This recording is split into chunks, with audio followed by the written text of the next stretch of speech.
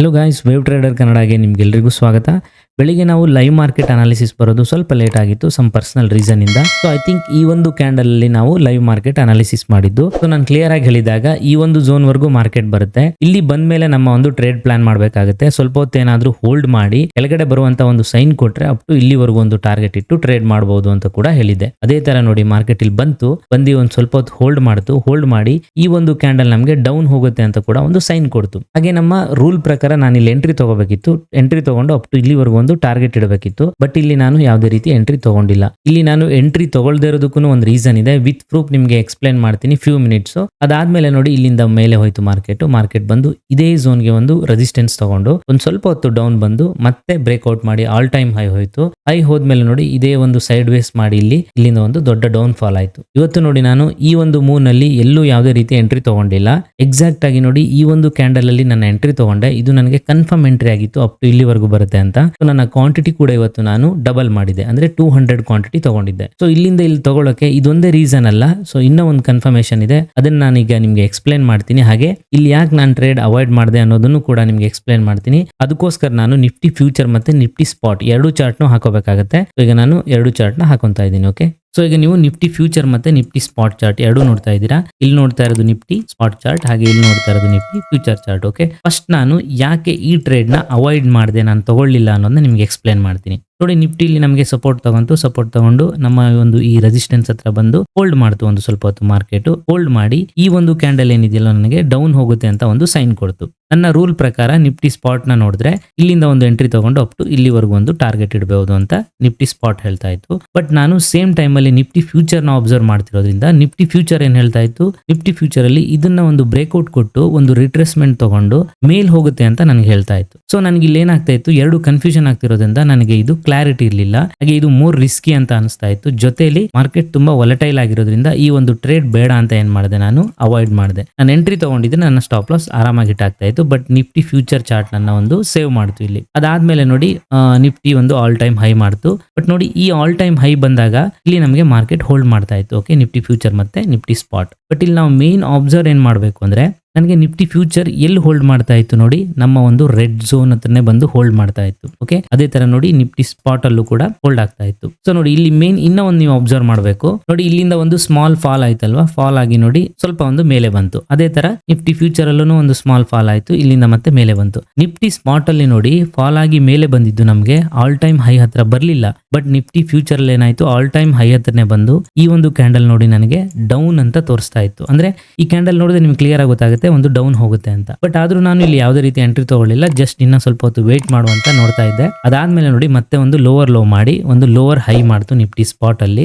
ಅದೇ ತರ Nifty future ಅಲ್ಲಿ ಕೂಡ ನೋಡಿ ಒಂದು ಹೈ ಮಾಡಿ ಮತ್ತೆ ಒಂದು ಲೋವರ್ ಲೋ ಮಾಡಿ ಇಲ್ಲೊಂದು ಲೋವರ್ ಹೈ ಮಾಡ್ತು. ನನಗೆ ಇಲ್ಲಿ ಕನ್ಫರ್ಮ್ ಆಯ್ತು, ಇದಕ್ಕಿಂತ ಮತ್ತೆ ಮೇಲೆ ಹೋಗಲ್ಲ, ಒಂದು ಸೈಡ್ ವೇಸ್ ಹೋಗುತ್ತೆ, ಇಲ್ಲ ಅಂದ್ರೆ ಒಂದು ದೊಡ್ಡ ಡೌನ್ ಫಾಲ್ ಆಗುತ್ತೆ ಅಂತ. ಯಾವಾಗ ನಮ್ಮ ಈ ಒಂದು ಝೋನ್ ಏನಿದೆಯಲ್ಲ ಇದ್ರ ಕೆಳಗಡೆ ಯಾವಾಗ ಈ ಕ್ಯಾಂಡಲ್ ಕ್ಲೋಸ್ ಕೊಡ್ತಲ್ವಾ, ಎಕ್ಸಾಕ್ಟ್ ಆಗಿ ನಾನು ಏನ್ ಮಾಡಿದೆ, ಈ ಒಂದು ಕ್ಯಾಂಡಲ್ ಜನರೇಟ್ ಆಗ್ತಿದ್ದಂಗೆ ಒಂದು ಎಂಟ್ರಿ ತಗೊಂಡೆ. ಇಲ್ಲಿ ನನಗೆ ಕನ್ಫರ್ಮ್ ಇರೋದ್ರಿಂದ 200 ಕ್ವಾಂಟಿಟಿ ತಗೊಂಡೆ. ಸೆಲೆಕ್ಟ್ ಮಾಡ್ಕೊಂಡಿರೋ ಸ್ಟ್ರೈಕ್ ಪ್ರೈಸ್ ಬಂದು 23,100 ಪುಟ್. ಓಕೆನಾ, ಎಂಟ್ರಿ ಆಗಿರೋದು 108 ರುಪೀಸ್ ನನ್ನ ಆಪ್ಷನ್ ಅಲ್ಲಿ.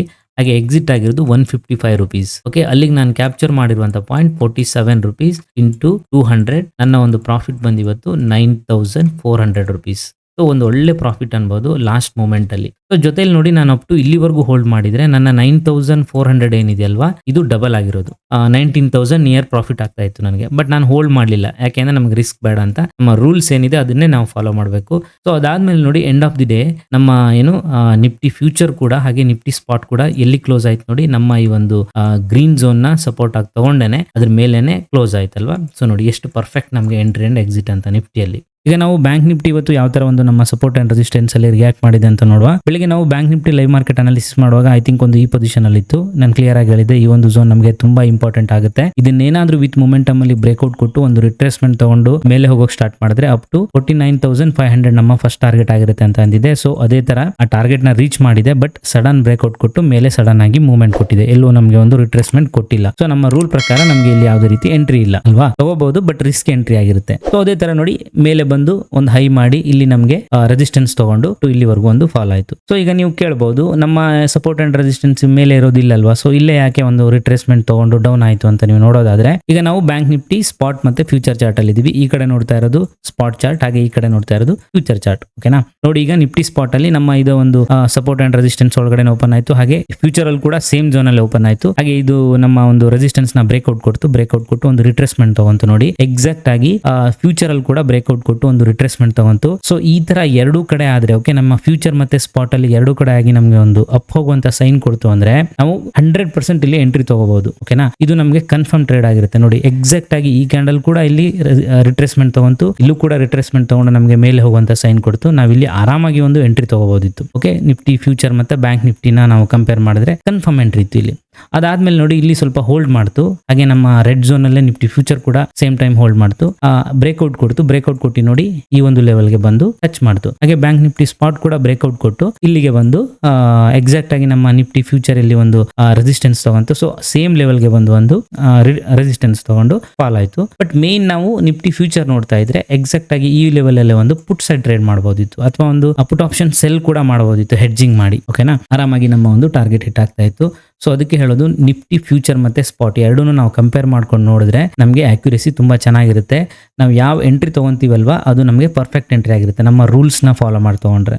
ಇದು ಇವತ್ತಿನ ನಮ್ಮ ನಿಫ್ಟಿ ಮತ್ತು bank Nifty post market analysis ಆಗಿತ್ತು. ಈ ವಿಡಿಯೋ ನಿಮಗೆ ಇಷ್ಟ ಆಯಿತು ಅಂದರೆ ದಯವಿಟ್ಟು ಲೈಕ್ ಮಾಡಿ, ಹಾಗೆ ಇನ್ನೂ ಯಾರು ಸಬ್ಸ್ಕ್ರೈಬ್ ಮಾಡಿಲ್ಲ ಅಂದರೆ ದಯವಿಟ್ಟು ಸಬ್ಸ್ಕ್ರೈಬ್ ಮಾಡ್ಕೊಳ್ಳಿ, ಜೊತೆಲಿ ಬೆಲ್ ಐಕಾನ್ ಕೂಡ ಪ್ರೆಸ್ ಮಾಡ್ಕೊಳ್ಳಿ. ಹಾಗೆ ನಮ್ಮ ಟೆಲಿಗ್ರಾಮ್ ಲಿಂಕ್ ಕೂಡ ಡಿಸ್ಕ್ರಿಪ್ಷನ್ ಇದೆ, ಅದನ್ನು ಕೂಡ ನೀವು ಜಾಯ್ನ್ ಆಗಬಹುದು. ಅಲ್ಲಿ ನಿಮಗೆ ಲೈವ್ ಮಾರ್ಕೆಟ್ ಅಪ್ಡೇಟ್ಸ್ ಕೂಡ ಬರ್ತಾ ಹೋಗುತ್ತೆ. ಇಲ್ಲಿಗೆ ನಾನು ಈ ವಿಡಿಯೋನ ಮುಗಿಸ್ತಾ ಇದ್ದೀನಿ. Thank you very much guys.